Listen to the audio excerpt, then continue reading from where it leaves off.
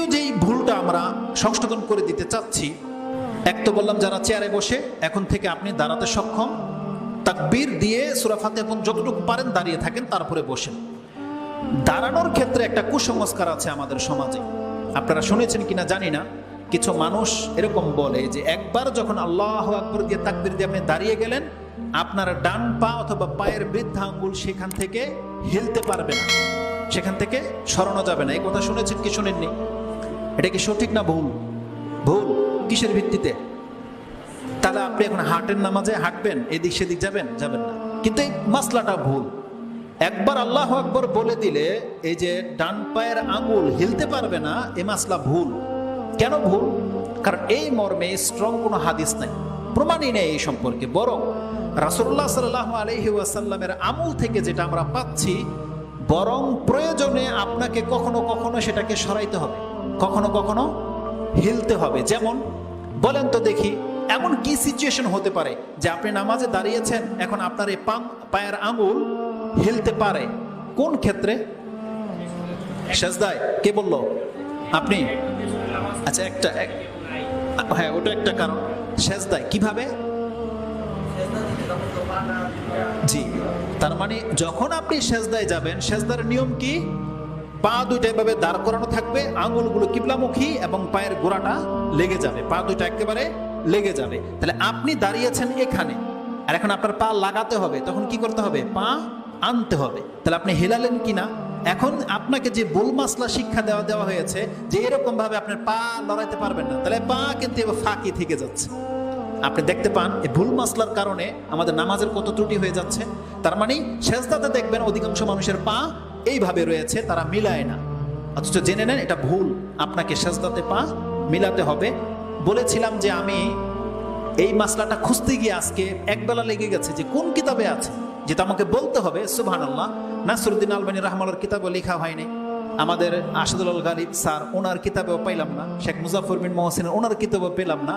পেলাম আলহামদুলিল্লাহ শেখ আব্দুল হামিদ ফাইজি সালাতে মুবাশশির, তার মধ্যে একটা টুকরার মধ্যে আছে, এবং তিনি ওখানে হাদিস কোট করেছেন, ইবনে খুজাইমাতে হাদিসটা আছে। ইনশাআল্লাহ আমরা ডিটেইলস আলোচনা করব কখন? সাজদাতে। জাস্ট আপনাকে একটা প্রুফ করার জন্য কথাটাকে আমি জুড়িয়ে দিলাম। তাহলে পা হিলানো যাবে। দ্বিতীয় এক ভাই বলেছে আর কোথাও পা হিলাইতে পারবে? জামাতে। আমরা যেহেতু আজকে আলোচনা করতেছি একার নামাজে, তো যার ফলে জামাতের কথাগুলো আমি টেনে আনতে চাচ্ছিলাম না। যেহেতু ভাই জামাতের কথা বলেছে, একটা চমৎকার হাদিস আপনাদেরকে শোনাবো, যাতে নেক্সট টাইম আপনি এটা আমল করতে না ছাড়েন। আগে একা একটা বলে দিই। আপনার স্ত্রী এমন জায়গায় বা ঘর আপনার এমন, সে সালাতে দাঁড়িয়েছে, এখন দরজা হয় সামনে অথবা পেছনে, বা আপনি যাবেন, এখন আপনার কারণে সে যেতে পারতেছে না, তাহলে আপনার জন্য কি জায়েজ যে এখান থেকে একটু সরে দাঁড়াবেন? জায়েজ? এটাকে আপনার একমত নাকি কেউ ইখতিলাফ করবেন? এটা প্রয়োজনে জায়েজ, কারণ আপনি রাস্তা আটকে দিয়ে বসে আছেন। এমনকি যারা জুমার নামাজে বা নামাজ ফরজ নামাজে যে নামাজে দাঁড়ান, অনেকে গেট বরাবর দাঁড়াইল, ধরেন গেট বরাবর দাঁড়িয়েছে, ওনার নামাজ বাকি, সবার নামাজ শেষ, এখন ইমার্জেন্সি বহু ভাই আছে দাঁড়িয়ে আছে, সে যাবে, কিন্তু ওনার জন্য যেতে পারতেছে না। ওনার জন্য জায়েজটা কি জানেন? যেহেতু তার জায়গা আছে পাশে, জায়গা থাকলে তাকে সরতে হবে, একটু সে সরে যাবে, তার মানে মানুষ বেড়ে যেতে পারে। তার যদি আগে যাওয়ার জায়গা থাকে, সে আগে যাবে, এক কাতার আগে চলে যাবে অথবা সরে যাবে। তার মানে এগুলো নামাজের খুশু রক্ষার জন্য এবং অন্যকে কষ্ট দেওয়ার থেকে বাঁচার জন্য এগুলো জায়েজ। নামাজের স্বার্থে যে কাজগুলো সেগুলো জায়েজ। এই ভাই যেটা বলেছে এটা বেশি ইম্পর্টেন্ট। আপনি কাতারে দাঁড়িয়েছেন, কোনো এক ভাই সরে গেল এখান থেকে, অজু নাই, বা একটা বাচ্চা দাঁড়িয়েছে, বাচ্চা তো সরে গেল, জায়গা গ্যাপ, কি করবেন? হয় যদি এখান থেকে কোনো ব্যক্তির গ্যাপ হয়, তাহলে ওই দিকে যারা আছে তার দিকে চাপতে হবে, অথবা পেছন থেকে একজনের ঢুকতে হবে। তাহলে যেই ব্যক্তি পেছন থেকে ঢুকবে তার পা তো হিলাইতে পারবে না, ঢুকবে কেমনে? তাহলে দেখছে, তাহলে মাসলা ভুল।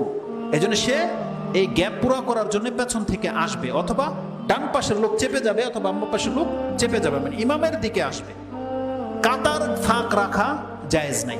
তাহলে এগুলোকে, এই যে গ্যাপকে পুরো করতে হবে। যখন কথা এই পর্যন্ত এসেছে, আসুন একটা চমৎকার হাদিস আপনাদেরকে শোনাই। সুবহানাল্লাহ।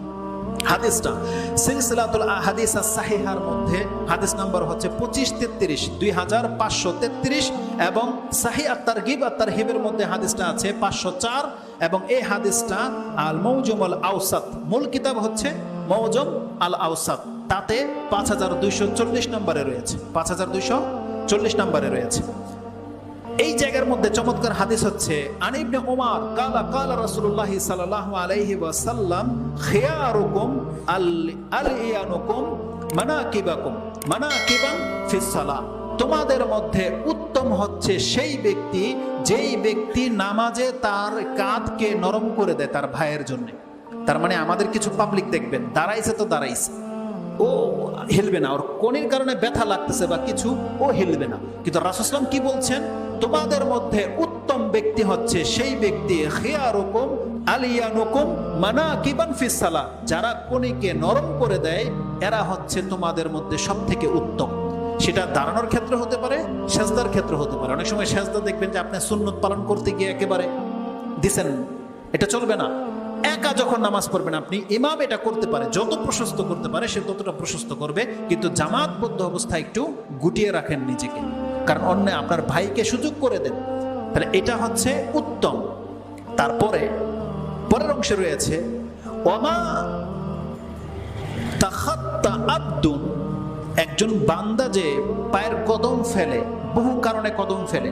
এই হাদিসের মধ্যে যে কথাটা আছে ওমা তাখাত্তা আব্দুন খুতওয়াতান, বান্দা যত কদম চলে এই জমিনে, আযামা আজরান, সব থেকে বড় নেকি সে ওই কদমে পায়, মিন খুতওয়াতিন মাশাহা রাজুলুন ইলা ফুরুজিন ফিস সালাতি ফাসাদ্দাহা, যেই ব্যক্তি একটা নামাজের মধ্যে গ্যাপকে পুরা করে দেওয়ার জন্য যেই কদম ফেলে, সব থেকে বেশি নেকি এই কদমে রাখা হয়েছে, সব থেকে বেশি নেকি। তার মানে কি, একজন ব্যক্তি যত নেকির কাজে কদম ফেলে, যেমন জিহাদে যায়, মসজিদে হেঁটে আসে, অসুস্থ ব্যক্তিকে দেখতে যায়, এর জন্য কি এগুলো সব নেকির কাজ, কদম ফেলে কিনা।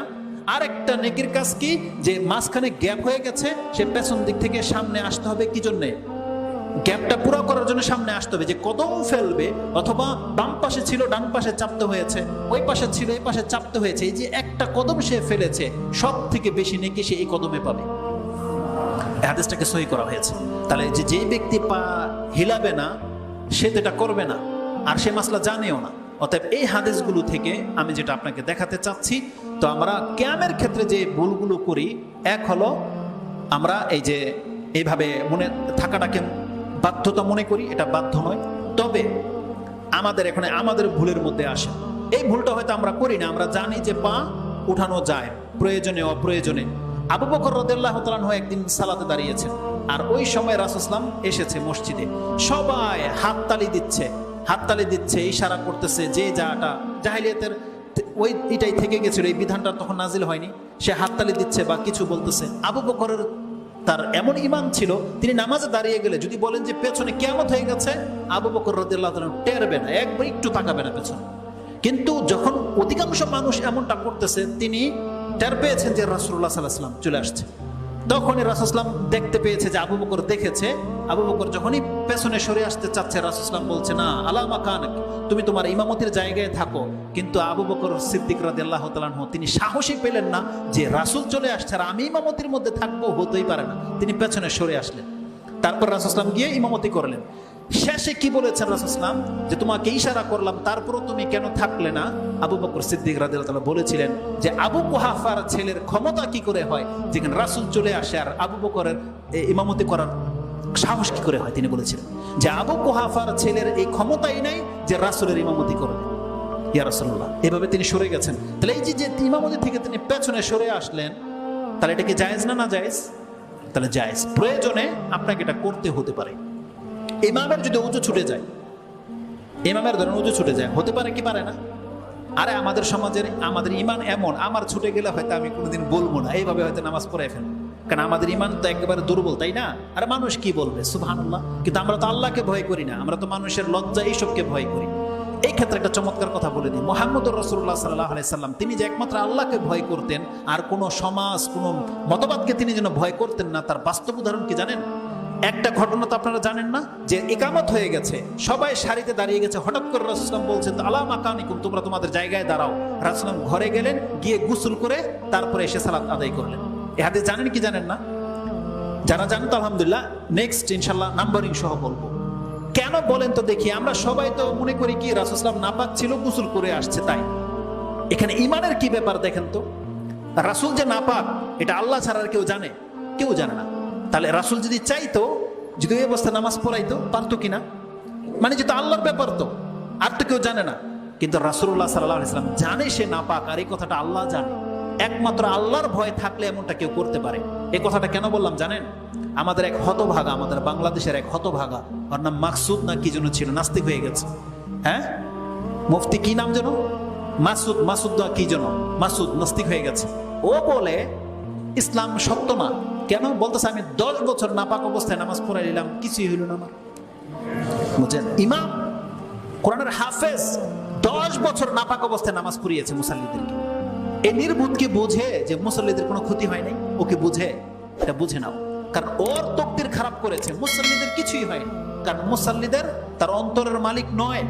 ও যদি আল্লাহকে ভয় পাইতো তো এই কাজটা কোনোদিন করতো না। কিন্তু ওর রেজাল্ট যে কি হবে যদি তওবা না করে মরে, আমরা দোয়া করে আল্লাহ যেন ওকে দুনিয়াতে হেদায়েত করে দেয়। নাহলে তো এই ধরনের নাস্তিক তো কাফেরদের মতো শাস্তি পাবে, কোনোদিন না নাজাত পাবে না। তাহলে এটা হচ্ছে ঈমান।